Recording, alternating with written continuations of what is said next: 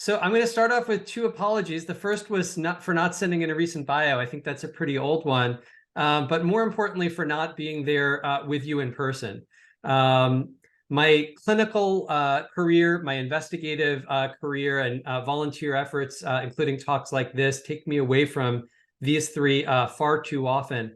And in addition to being grateful for all of your support of our patients, I'm also grateful for your support of my attempts to be a more present father. With regards to disclosures, and I guess this would also tell you what I'm working on in small cell, the first four of these are stuff that I'm working on in small cell that could be perceived as a disclosure, a conflict of interest. One is that I'm a sub-investigator for tarlatamab. I'm a national PI of an IIT of trilaciclib and lurbinectedin in second-line extensive stage small cell. I'm PI of a GD2 CAR that I hope a study that I hope will open within about a week, actually, after years of work, and have relevant grants for that. And I'm working on opening a company study of a bispecific I'm excited about. My full COI is kept up to date on the ASCO homepage, where it's easy to find. But perhaps most importantly, I want to disclose to you that I am a physician advocate. I am not a psychologist. I am not a sociologist. I'm not an anthropologist. And there are people who make a living studying stigma who have PhDs on this, and I am not such a person. I'm a doctor who cares about this, and so I speak to you from an educated amateur perspective. I hope the educated is not too limited. So what exactly is stigma? I want to level set here. The term originated actually all the way back in ancient Greece, where it referred to symbols burned into the skin of enslaved people and people judged as criminals or traitors. These symbols, or stigmas, suggested that the person was blemished and that others should avoid and shun them. The modern use of the term came about in 1963 when the sociologist Irving Goffman refashioned the term. In a nutshell, Goffman's definition refers to any negative attitude, prejudice, or false belief associated with specific traits, circumstances, or health symptoms. And he commented that it reflected a spoiled identity. There are several facets of stigma, and they can interact with each other. In the context of lung cancer stigma, the interpersonal level centers on thoughts, feelings, and actions of the affected person. The interpersonal level centers on the social relationships and perceptions of others. The societal level addresses social conditions, structural components, and public attitudes. For the stigmatized individual, we could also divide this into three dimensions to consider. The first is perceived stigma, and by this I mean the negative evaluations from others based on one's lung cancer diagnosis. The second is internalized stigma, so the patient's own feelings of self-blame and guilt as a result. And the third is constrained disclosure. And this is the way when we're stigmatized for something, we're less likely to talk about it. So a lung cancer patient might be less likely to talk about her diagnosis than, for example, a breast cancer patient. How bad is the problem? My hero and friend Joan Schiller looked at this about a decade ago, and the Lung Cancer Project showed that 3/4 of people in the general population associate lung cancer with either stigma or hopelessness. And 2/3 associated it with shame. So it's a large problem, although I think all of you in the room probably already knew that. Where does it come from? So here are a few thoughts. The first, I think, and most obvious is the association between smoking and cancer. And here's where I think we all do a little bit of doublethink, or things get a little complicated, because on the one hand, we would all like cigarettes to go away forever and all the suffering that comes from them to go away forever. On the other hand, the way that this is packaged, marketed, and talked about can result in stigmatizing those who've smoked. In particular, when we talk about small cell, it is very factual that smoking is the cause of this. But what's clearly not factual is the idea that it's the smoker's fault. This is a false belief. Cigarettes contain nicotine. Nicotine is now believed to be more addictive than heroin, and is now felt to be the most addictive chemical known to man. The titration of nicotine dose within a cigarette is more tightly controlled than many pharmaceutical agents. And we know that for years that the tobacco companies have marketed these cigarettes to us. There's one other facet that I think isn't talked about, which is the genetic predisposition to nicotine addiction. So some of us smoked 1 or 2 cigarettes, thought that was disgusting, and never wanted one ever again. Others of us, people with the same characteristics, same education, same willpower, same intellect, same anything you can think of, smoked that 1 or 2 cigarettes, and then really wanted the next one. That difference is an accident of birth, not something that we choose. Some in the public associate the smoker with other states that are unfortunately stigmatized, such as race, income, or where we live.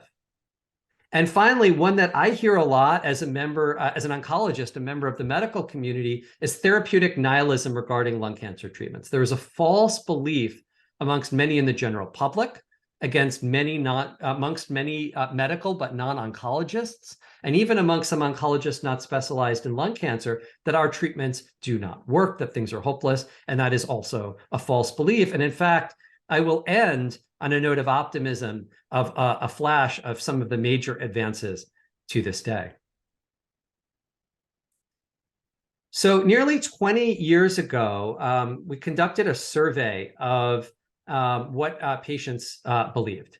And this is what patients said about how they were treated. A quarter of patients in that survey felt that they were treated differently by their doctors and nurses. 46% felt that they were treated differently by society. The table here shows you the top mentioned. So amongst those who felt they were treated differently, nearly half said that doctors were less likely to research alternative treatment options for them compared with other cancer patients. That jives with a literature and experience. That jives with a literature and experience showing a lack of accrual, barriers to accrual of small cell patients to clinical trials. We've had all these promising advances I'm going to show you in a flash at the end of the deck, but many small cell patients weren't given those opportunities, and that research went slower, leading to our approved drugs getting there slower because of this facet. It is unambiguously true. I've seen that as a referral doc interested in small cell. By society, the top mention was the immediate association with smoking. And I don't think I need to tell this room anything more about the problem there and the complexity there. And finally, lack of awareness of the facts related to the disease. While many people have experience with and are willing to talk about diseases such as breast cancer, they're not going to talk about lung cancer. And breast cancer here is an interesting one to contrast to, not only because of the different culture around this in society at this moment in time, but because of the evolution over time in breast cancer. Breast cancer was once a stigmatized disease that no one would talk about, and the public knowledge of facts around breast cancer has radically changed, along with research and support, in ways that I think are very obvious to anyone who has seen the pink ribbon. The next slide here I have mostly for your reference for the details of some of what patients said in that survey. But what I really want to point out here is the last one, self-blame. And that's important. Remember the blue bullseye from a few slides back, talking about the relationship between external and internalized stigma? I think that's really important, because two different people could have the same exposure to stigmatizing comments by others and have a different psychological response. There's a literature on this, and it tells us that self-blame is a major mediator of that internalization. That internalization can lead to higher risks for depression and for anxiety. And again, I don't need to educate this room about how this affects cancer patients. You know more than I do. The stigma also affects quality of care. Ironically, or maybe in a confusing circular way, smoking cessation efforts have been harmed by the stigmatization of the smoker. This is not a population that primary care and perhaps the general public want to help as much because of the false perception that this is a choice. Similarly, lung cancer screening has now been shown to save lives. It's a big deal. It's a way to reduce suffering and death amongst people who've smoked, and it is not happening. There is a dramatic lack of use of lung cancer screening compared to its ability to reduce suffering. There's a massive literature showing us that lung cancer diagnosis is often very delayed. And I think some of this comes, again, from the stigma. Once that diagnosis is made, many patients are not referred to an oncologist. There's a disturbing rate of patients being sent straight to hospice without ever meeting a medical oncologist. I think this is unfortunate for multiple reasons. The decision to treat or not should be the patient's, not the referring docs. And further, I think we're very good at supportive care, even in people who don't want any of our treatments. I think we can do a lot to reduce suffering. This is more of a problem for adenocarcinoma than small cell, but it'll eventually become a problem for small cell, is non-testing. In adenocarcinoma, it's a big deal, the potential for molecular testing to reduce suffering. I think that the low testing rates we have in this country are related to stigma. And as we subtype small cell, and I'll show you a slide on that at the end that we actually will, testing may eventually become important for optimizing treatment. And then even within the oncologist's office, particularly the general oncologist, that therapeutic nihilism and non-treatment of people whose suffering could be reduced remains a problem. We are all advocates here. This affects the advocacy community as well. We queried cancer patients about where they perceived there to be adequate support, where the support was excellent, very good, or good. As you can see here from breast cancer coded in blue, they thought the support was good, but lung cancer and other cancers were perceived to not have good support and adequate amounts of research. Let's put this into context with the burden of death, which probably correlates pretty well with the burden of suffering. And we see that lung cancer is the dominant cause of cancer death. How do we compare this to breast cancer? The cancer that both by this perception and I think by reality has the most support, and certainly by numerics has the most dollars for research. Death is 4 times more common. I showed you a picture of my cute daughters. They will never smoke. If they do, their daddy will kill them. I can't tell. You all muted. I have no idea if anyone's laughing, so I'm going to assume I'm really funny. But at any rate, what's not funny is that this more lethal killer is getting, we're a 4-to-1 a killer over breast cancer, yet we have less support. And the point I think I meant to get to with a comment about my daughters is that even though they're never going to smoke, or I hope they're never going to smoke, they are more likely to die of lung cancer than they are to die of breast cancer. So no matter what any of us think, if we want our children to live longer and suffer less, lung cancer is what needs the support and the dollars. How is this actually happening? What does the general public think about this?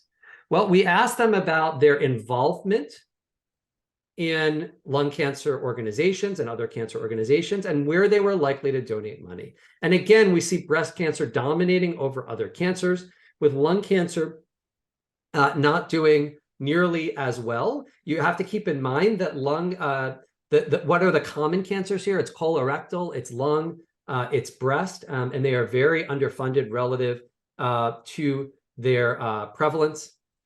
We asked these participants, what one cancer would you like to see get more support for research related to its treatment and prevention? And again, they answered breast cancer at a quarter. Lung cancer, despite being 4 times more lethal, got half of the responses there. There are disparities for other cancers here as well, considering the burden of suffering relative to support, but none as egregious as that ratio I'm showing you here for lung cancer. So how have things changed over time? Is the glass half full? Is it half empty?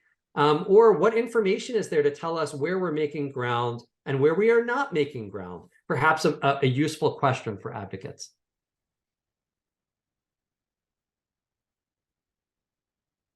So at left, these are numbers of publications by year on the stigma of lung cancer.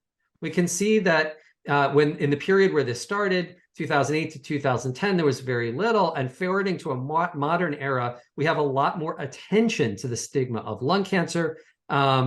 There's more attention. People are talking about it more. People are caring more, and this jives with my experience.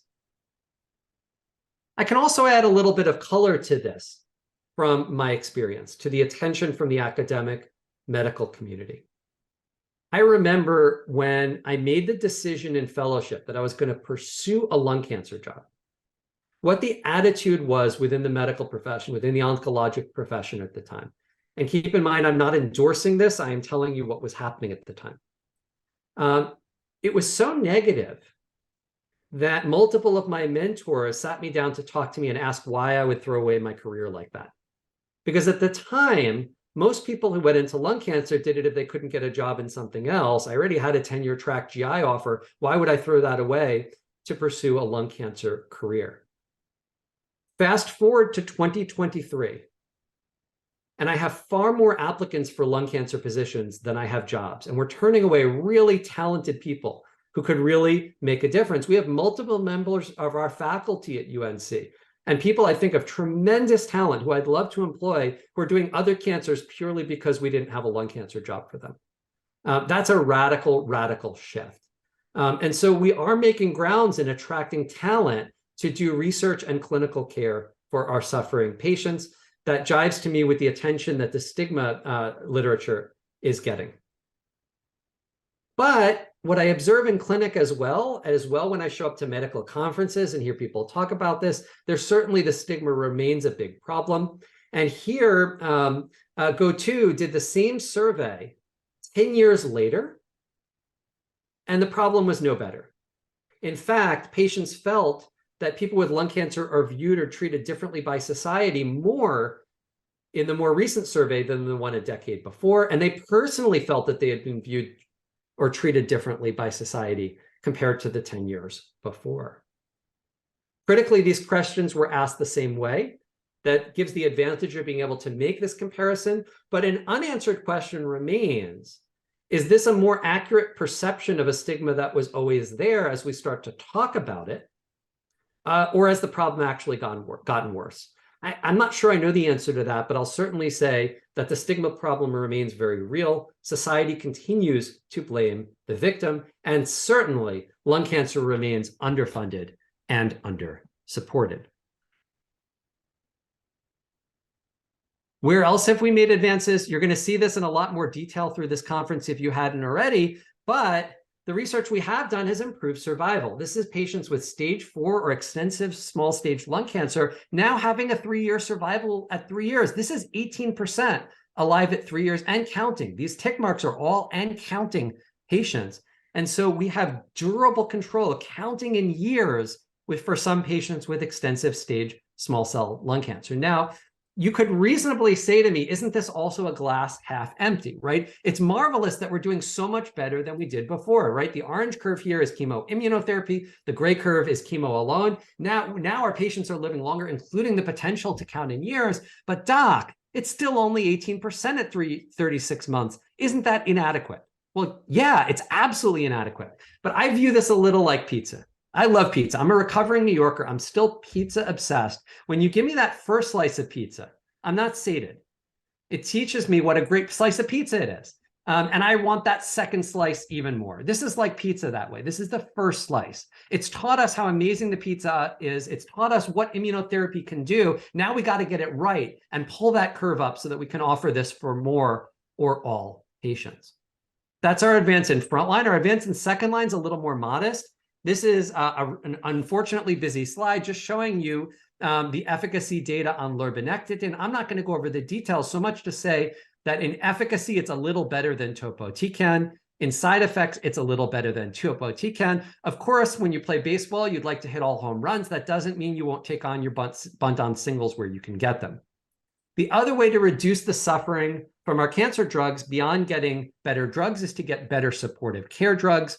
Here, I'm proud to have been a part of the work leading to the registration and approval of trilaciclib. This is a drug that you can give before small cell lung cancer chemo to protect the blood counts from the chemo. This can reduce risks of infection. This can reduce anemia. This can reduce the rates of needed supportive care. But most importantly, as shown at right, this improves patient-reported quality of life, in particular fatigue, the problem that we have the most problem dealing with. I mentioned that we are starting to subtype small cell. This is not yet clinically applicable, but to me as a researcher, this slide gives me a tremendous amount of hope. What was done here was the division of small cell into 4 different types that biologically look really discrete. And you can see at a glance how different the transcription here is. These are very different biologic subgroups. We now know small cell is not one entity, but rather 4. I can't do anything with this in the clinic at this moment. However, In the research realm, we are absolutely getting this as a correlative marker. We are absolutely exploiting this biology. And I think that this is one of the most important findings that will provide us more advances over the next decade or two. Well, what about right now? We need things now. I'm not a patient person. I mentioned I'm a recovering New Yorker. I am not patient as an oncologist. I want the cure now. I'm sure I don't have to convince any of you. And here I find personalized immunotherapy to be very, very exciting. So we know we have drugs like durvalumab and atezolizumab that in a way are like turning up the stereo dial on the immune system. Perhaps a better analogy is actually a bonfire. If a bonfire is a dramatic immune response, the current crop of immunotherapies that are FDA approved are like gasoline. If you have a small fire and you pour gasoline on it, you get your bonfire very quickly. But if you pour that gasoline on an unlit log, all you get is a wet, smelly log. And I think that's what we're doing, why we're failing as often as we are with immunotherapy. These are things that actually target something present on the cancer to light that fire. So you're looking at here a graphic on bites and CARs. What are these? So antibodies look like a Y. And normally in the unmodified antibody, they bind the same thing. What a bite does is one arm of it binds something that's present on the surface of the cancer cell, but not on healthy cells. The other side binds CD3, which is a marker for T cells. And what it does is it brings them together so that the T cell kills the cancer cell. The other technology shown at the bottom is CAR. CAR is something we are heavily invested in at UNC. If we don't already, by the end of the calendar year, we expect to have the largest manufacturing capacity for CAR in academia in the world. What CAR does is you genetically engineer a virus to infect a patient's own immune T cells to change what they target, to make them target something on the cancer cell that they're not already targeting. And you can take off the brakes, you can add all kinds of bells and whistles that can improve efficacy and safety of the product. How far along are these? The farthest along that I hope will be approved in the next year or two is the BiTE or bispecific T cell engager tarlatamab. Its target is DLL3, and it is a commercial product with trial data as shown here. So I'll first focus your attention at the top right here. This is a waterfall plot. Every patient who entered the study is represented as a vertical bar, and the height of the bar represents percentage growth. When the bar is below that zero line, that's percentage shrinkage. And we have an arbitrary cutoff of 30% that we call a response. Now, does a patient with 29% shrinkage, like this person here in brown, not derive human benefit? Of course they do, but we needed to define it as a field at some level in order to compare drug A to drug B. Of note, this glass may be more full than it looks at first glance. We know that phase 1 studies start at low doses and then go up, up, up, up. And if you dig into this data a little bit more and look just at the patients treated at the highest doses, the response rate looks higher than that. In my estimation, more like 30%. And I wouldn't be surprised if as we get more patients presented with a higher proportion at the actual dose that's moving forward, if that rate keeps creeping upward. The other really inspirational thing is the swimmer plot. So this bottom plot here is aimed at graphically showing duration of benefit. And look at the higher doses. There's a lot of right arrows. See those little black things? I don't know how big your screen is, but these little black spots or arrows, depending on the size of your screen, are representative of patients who are still on without progression deriving benefit. Those are the and counting. There's a lot of and counting at the higher doses. And, you know, speaking to the investigators, it looks like this does offer patients a possibility of durable control, even though these were heavily pretreated patients. Side effect-wise, inflammatory events we call cytokine release syndrome, although not mostly lower grade events, and neurologic side effects, again, mostly lower grade events. The CAR-T is not quite as far along. This has been years of work. I thank Lung Cancer Initiative of North Carolina and the Jimmy V Foundation for grants for the original work to do the basic science on this. And now the Department of Defense, I don't know if you know this, they fund a lot of cancer research, and they're pretty good with lung cancer for funding the study and the science to advance this. And this is a few minor IRB stipulations away from opening. We're hoping to open this after years of work in the next week or two. actually to small cell patients. The final target that I don't have a slide on that I think is a promise is called CES6. I like to end my advocate talks with, especially on such a difficult topic as this one, with cute kids pictures. At left are the twins, Betty and Dina, they just turned 8. And at right is Charlotte, who pretty much owns me. I thank you for empowering me to put them to bed tonight and to feed them dinner by forgiving me giving this lecture virtually. And at this point, I'm going to get off my soapbox and stop talking and give you the opportunity to ask questions. And I have one in my mind to ask you if no one brings it up or doesn't make a comment on it on your own. And depending on how good the audio is here, I may need help repeating the questions or comments. Okay. Can you hear me? Quite clearly. Okay. Does anyone have any questions?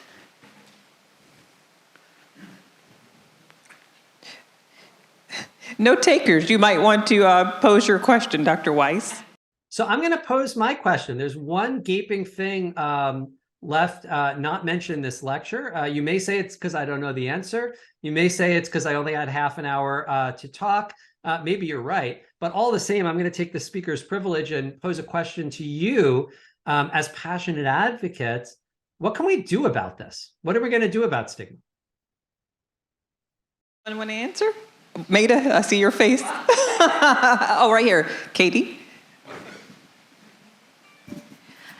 So I've done quite a bit of lung cancer advocacy. My question is a little bit different. How do we change the stigma from providers, from carers, from the healthcare community to patients? Yeah, it's an insightful question, right? Because clearly, clearly yelling at them, "Don't be evil," is not going to do the job, right? That I've very intentionally focused my talk on what data is available and some editorial color around that, as opposed to, is this evil? Because I think we all have the same perspective on the room, and I don't need to preach to the choir. That's not going to work. I think the drivers of stigma within the clinical community are not entirely weighted the same as those from the non-medical community, where it comes from. It's the same list, but to the extent to which it drives it, I think, is a little bit different. Within the medical community, the therapeutic nihilism may actually be a bigger driver, at least as big a driver as the association with smoking and false negative beliefs about smokers. And so how are we going to change that? Well, one is, let's have all kinds of advances to make lung cancer more treatable. And I've shown you the ones in small cell. I doubt that many in the general public know the difference between small cell and non-small cell. So we may be helped by all the advances with targeted therapy that are very appropriately delighting the general medical community and increasing the referral rate here. So I think that that's already happening. We're helping our patients to live longer and suffer less, and that's gonna help a lot with the stigma from the medical community. Some of the answers, though, are the same as the general public, that we need to get out the message that that smoking is not that lung cancer is not the smoker's fault. And I think that comes twofold. One, most people who smoke don't get cancer, right? There's an unhealthy dose of bad luck to this also. Not everyone who smokes gets cancer. People who don't smoke can get lung cancer, right? These 3 cute girls are more likely to die one day of lung cancer than breast cancer, even if they never smoke. And then the harder sell, but I strongly believe it to be true, is that smoking is not the smoker's fault. We all have different political opinions. Mine personally is we should just outlaw cigarettes and be done with it. I respect other perspectives, but it's certainly true that there's a massive difference. I have friends in college who smoke to this day, who were there when I smoked my first cigarette. I've smoked 2, by the way. And it's an accident of birth that I found it disgusting and didn't want them anymore, and that they craved that next cigarette. Neither of us made a choice about that. We were born with that difference. And I think it's very hard because in parallel, I really don't want these girls or their friends to start smoking. We need to, in parallel, strongly message, do not smoke, and smoking is not the smoker's fault. And I think some of this is to stop blaming the victim and start blaming those who market these products and make these products instead of blaming our patients and the people suffering from smoking-related comorbidities other than lung cancer as well. Great. We have another question. Hi, thank you so much for doing this presentation. So I remember the very day I got diagnosed with lung cancer, I went back to work. I was working at a university, and one of the professors, I told him I just got diagnosed with lung cancer, and his question was the question every one of us have been asked, countless times, did you smoke? And it really felt like he might as well have kicked me in the teeth because it just hurt. And ironically, I had stood in that same spot maybe a year before and asked another colleague the same question, so insensitive. So I mean, I'm guilty, and I didn't realize how insensitive it was until I was in that position. But now it doesn't bother me when people ask me, and I use it as an opportunity to teach people about, and yes, as a matter of fact, I am a former smoker, and I quit smoking 26 years before my diagnosis. And I learned since I got diagnosed, anyone can get diagnosed with lung cancer, and whether you smoked or not, and I talk about radon and things like that. But I'm just wondering, Dr. Weiss, what would you recommend as a good response for an individual who gets asked that, who gets offended by that, by colleagues, by family members? What would you recommend the response be? Well, first, I don't think the burden of response should be on the victim. And I don't think the burden of response should be on the person dealing with lung cancer and stigmatization and all kinds of bad things that can be really overwhelming all at once. So I think the ideal response is a little different from what maybe the expected response is. The ideal response is just what you're doing because it helps address the problem. But here I think we need to reflect again on that difference, that difference of how different people can respond to the same negative stimuli.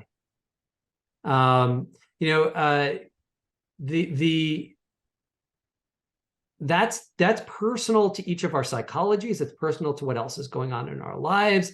And I think that actually that difference, that link, not the point A of the negative stimulus or point B of how you feel about it, but the arrow in between is a valuable point for intervention. There are psychological methods at destigmatization for people who've been traumatized by stigma that really, what the ones that seem to work focus on delinking the experience with the self-blame and shaming, et cetera. And I think that's a lot the answer here too. For those, whether you're a lung cancer provider, whether you're a lung cancer advocate, whether you're a lung cancer patient, many of us are more than one of these. I think the first step is, delinking those things to the extent possible. There are therapy methods that help with this. I think all of us being here together, okay, I confess I'm not here with you again. I'm sorry about that. But I think having a community like this is therapeutic. And it empowers us to give that more optimal answer more often, as opposed to not answering it. But I really hesitate to put the burden of this on the person suffering from it. So, Jared/Dr. Weiss. Hey, this is Chris Draft. Hey, Chris, I got your text. I will look at that link tonight. Yeah, so I was in the middle of a talk, so I'm not reading it. You were asking me. I'll look later. I sent you the tobacco master settlement, so let me move over to the side. Tobacco master settlement, a number of you guys I had spoke to about it. In 1998, the cigarette industry actually got indicted for $206 billion, right? So literally we proved that somebody is a victim of the industry. Like, we don't have to find the narrative. The narrative is there. So I sent that to you just as you were talking through some of the things, that there's literally backup for it that says that the federal government, because, you know, they agree all the time, you know what I mean? And the courts, because they agree all the time. But they, for some reason, agreed that the cigarette industry was absolutely terrible. They actually said predatory marketing and making it more addicting. So it's not just the science, but actually the science backed up being able to get to the settlement. So I just wanted to make that as a point on that, you know, Jared, is that if we look at it and just really say, do we believe what was already settled? And then the other part about that, people are going to ask the question, did you smoke? Well, if that's all we've taught them, right? So a regular person who doesn't really know lung cancer, all they've been taught is the connection with smoking. So is that stigma for them to ask a question based on what they've been taught their whole life? Or is it just what they've been taught their whole life? And so the idea of really just re-educating.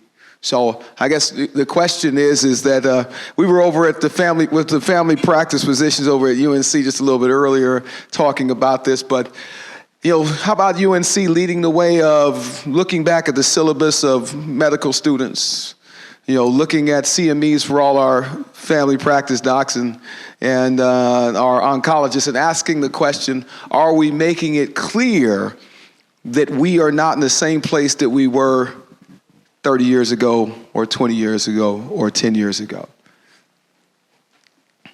What do you think? I think it's a problematic practice if you're trying to actually get an answer, because it's one of the top family practice training programs in the country. So, you know, you might get a falsely favorable answer that doesn't reflect the country. My experience has actually been rather favorable. I've lectured to them probably at least a dozen times in the last decade. I'm sure my colleagues have too. I'm sure my colleagues across town are lecturing to their primary care colleagues. Of course, Chris, I wouldn't see those who aren't referred to me, right? I don't necessarily know they exist, but I'm not seeing the same kind of disturbing stories in the immediate area that the literature describes. So I'm going to give them some credit that I think they're really doing quite right and have been quite receptive to this. There may be deficiencies, there may be stories. I wouldn't argue there aren't, but what I'm witnessing, I can't speak to any of that. I think they're doing a nice job. Hello, Doctor. I appreciate the presentation. I literally grew up when Fred Flintstone and Andy Griffith were smoking. So, you know, everything we were taught, you know. But anyway, I've been harping on this pretty much the whole meeting. I'd been getting a scan on watching one nodule on my lung for the past 7 years. And I had one in August, and then in January, I was diagnosed with small cell extensive lung cancer. The thing that bothers me about that is I was in for a scan from a salivary gland, and that's when they found it. They did CT, they did with contrast. So I was thinking maybe I had it then, and shouldn't a former smoker, shouldn't the insurance companies pay for a contrast CT scan every year for those people? So yeah, I'm a massive advocate for screening. Let's keep that simple. But you know, if you let's go back to when screening was controversial. I'm going to go back in time in my memory to looking at the first data from NLST, which is the study that finally showed what screening can really do, and is still what we cite to look for the highest quality literature on the subject. When I was still asking the question, can screening actually help, right? Because we had decades of experience that a chest X-ray wasn't much better than placebo. And we're now in the era of CTs. Technology had advanced so that the resolution is good, the radiation dose is low. And one of the things that I looked at when I was still critically evaluating that question, when I hadn't answered it yet, was, well, what's the harm? And how is that harm mitigated? And one of the, in the study was done, it was a low dose non-con CT. The thing I was looking at was the physical harm from biopsies. By the way, the answer was that if you have restraint, and by you, I mean a practitioner, and you follow the guidelines, you don't put needles in when you're not supposed to, you follow things that should be followed, there's actually very little harm, as long as you do the right thing, you don't overreact to concerning findings. But, when they designed that study, they were thinking of the same question, right? They're trying to help people, not to harm them. And they were reflecting, they knew that most of their scans would be negative, right? That they'd have to scan a lot of people to help someone. And they wanted to avoid harm in those who didn't have lung cancer. Technology mostly answered that question by giving us the ability to get a pretty high resolution scan at a low radiation dose so that we weren't going to hurt people with the radiation. But your question, or my answer to your question, comes at the harm of contrast. Contrast makes this a bigger deal for the patient. They have to get an IV. It makes it higher cost, which is going to affect society recommendations and ultimately who gets this. But contrast also can have its allergic reactions.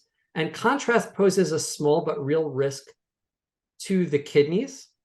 And so I actually would not advocate for the general public having contrast in their scans. I can't speak to your individual situation, right? Whether on the scan that you had, if there should have been a level of sufficient concern with a nodule there, maybe a nodule that was changing the contrast, I have no ability to address that. But in the general case, I'm actually going to argue pretty strongly that we don't have data to support that, and that my best bet would be that we would actually harm people more than help them. The other thing I want to say about small cell is, in reflecting on the NLST data, didn't find that much small cell. The survival benefit found was really driven by finding stage 1 non-small cell. And this comes to the frequency of scanning. The scanning recommendations for those who are eligible are annual. That's not fast enough with small cell. With small cell, the time from that first cell going bad to absolutely awful things happening can be very, very short. That's why we diagnose so much extensive stage disease. 3/4 is extensive stage, not limited stage. And it's why staging has such a problem here. And so I think to really make a difference, to make more difference against non-small cell, to really make any big difference against small cell, I think we need to improve the technology. And I think there actually are promising efforts around circulating tumor cells and around circulating tumor DNA that may get us there to really making a screening difference for small cell patients. But my personal opinion is that contrast probably isn't what's going to get us there. Hello, good evening. I have a question on, or not really a question, I'd love to hear your opinion on the legalization of marijuana and the effect that that may have on lung cancer. So marijuana per puff is more noxious than nicotine in terms of addiction. And although I would imagine people smoke with lower total volume, I don't know, I'm really a nerdy guy. I don't know about that. What I can tell you that I have an opinion on as an advocate is that if it were legal in the state of North Carolina, I would be prescribing it pretty frequently for my patients. There are a lot of potential benefits that are controversial. What I think is not controversial is that there's probably no better, safer agent for dealing with cancer-induced anorexia than marijuana. And I think that there's reason to be very hopeful that it could help some patients with nausea, that it could help some patients with pain. I'm actually very good friends with a few stoners from school who tell me that it helps a lot with anxiety. There are many other proposed benefits people have, and some of them may end up being very true. And so I think for medical use, I have a pretty strong advocate opinion that it should be legalized at least for that. And, honestly, if a lung cancer patient feels good for a little while getting high, I think society has bigger problems than that.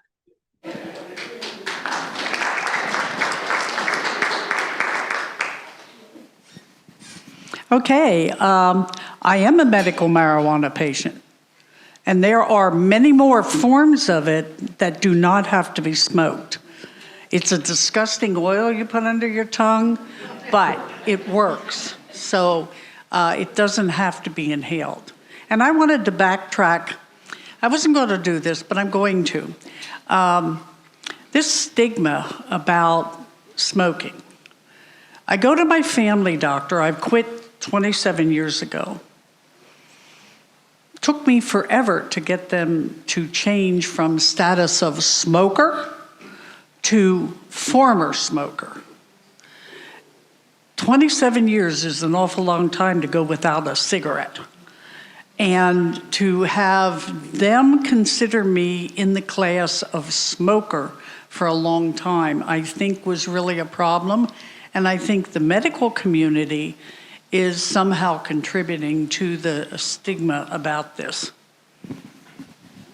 Yeah, I think, I've reflected some on stigma from the medical community. One thing I didn't say that your comments, and I agree with them, by the way, bring my memory to is that the bar should be much higher for us, right? The expectation should be higher. It's not just that we shouldn't be contributing to stigma, we should be part of the solution. We exist as a profession to reduce suffering, not to create it. So I think, internally, we really need to demand more from our colleagues. Thank you. I have a question. So, I mean, it is small cell is heavily associated with smoking, but are there any studies looking at other factors, specifically for small cell lung cancer for non-smokers? So small cell in someone who's never smoked is so rare that when I see it in the clinic, there are two things that I do. First is I look at the slides myself. And we don't do that much in solid tumor oncology. But I want to understand the quality of that claim that it's small cell. And number two, I sequence it. There are rare syndromes. It's rare, but I've seen it. Other oncogene-driven cancers like EGFR and RET, one of their resistance changes can be transformation to small cell. And it's important to know, actually, because you can do something different. You can improve treatment by knowing that. So those are the two things I do. Again, this comes to the care that needs to be taken in messaging to simultaneously admit facts, but be careful about how we talk about them. Overwhelmingly, the dominant cause of small cell lung cancer is smoking. That's just true. But at the same time, that doesn't mean that we should be stigmatizing the smoker or the small cell patient. There are other ways to destigmatize other than pretending that's not true or never talking about that. Yeah, thank you. Yep, I'm one of those cases. I don't know if you remember. I remember you years ago, and Dr. Schiller even had to look at my slides because I couldn't believe it. But yep. Yeah, I mean, it's a handful of cases, and as we get better molecular testing, we're able to explain them a little more. I have seen it. One thing I never do is question the patient again, right? I always believe my patients. And that's actually part of the stigma. I've heard that from other docs. The first thing I do is go back and ask the patient why they were lying. And that's awful. I don't need to convince anyone in this room. But the careful pathologic review and the sequencing are really critical to getting that right. Hey, Doc. Jim Baranski with Lung Cancer Foundation of America. I have three things. One is it's almost 8 o'clock. You can't see the people here, but the whole time there's been a lot of heads nodding and no one's left the room. You've done a really, really great job. I'm going to assume you're all laughing at my attempts at jokes too, because you were muted, so I'm just going to assume that. Well, I didn't talk about the laughing part, but the second thing was if you could just touch briefly on when does your gut tell you that it's right for someone to get a second opinion? And then my very last thing is, are those flowers in the background real? So. Flowers are not real. I got them years ago on a trip to Paris with my parents. That has its own story, but they're not real. When to get a second opinion. So I think every patient should get a second opinion. And I think that to make that opinion useful, it should be with someone at a major academic center who has trials and who thinks about lung cancer all day long, as opposed to just another general medical oncologist. When my patients want a second opinion, I never argue. I do try to steer them to where they're going to go, to somewhere that's going to be useful. Where to a place that has lots of trials, to someone that is specifically expert, in this case, in small cell.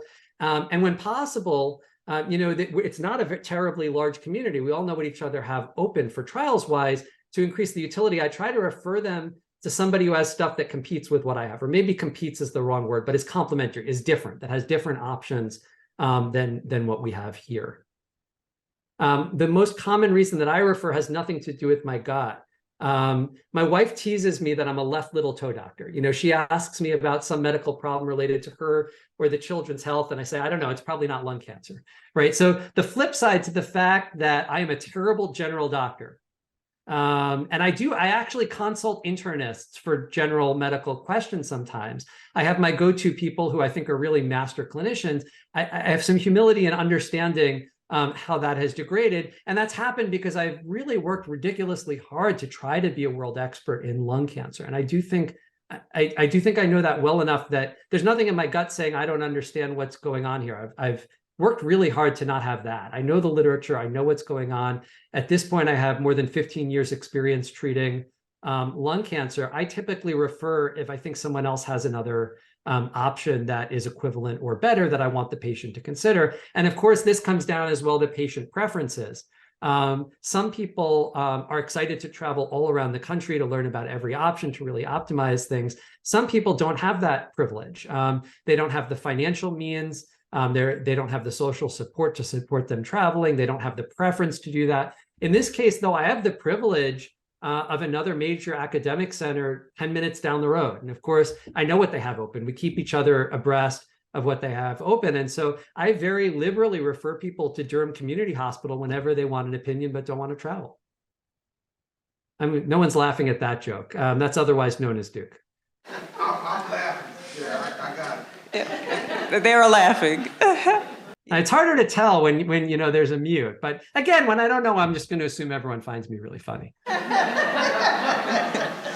Well, thank you so much. Thank you for your time this evening, Dr. Weiss. Have a good night, everyone. I'm going to go put those 3 little ones to sleep. Yes. All right. Thank you again. You're welcome. Bye-bye. Good night. Thank you for all you're doing, everyone. You're all of you are really the answer to the biggest answer to this problem, right? Having a visible community talking about this, advocating about this. It's been a joy to see that come to be in lung cancer over the last few decades, and a massive joy as someone particularly interested in small cell to see a small cell advocacy event happening. You all are a massive breath of fresh air. Thank you for doing what you're doing.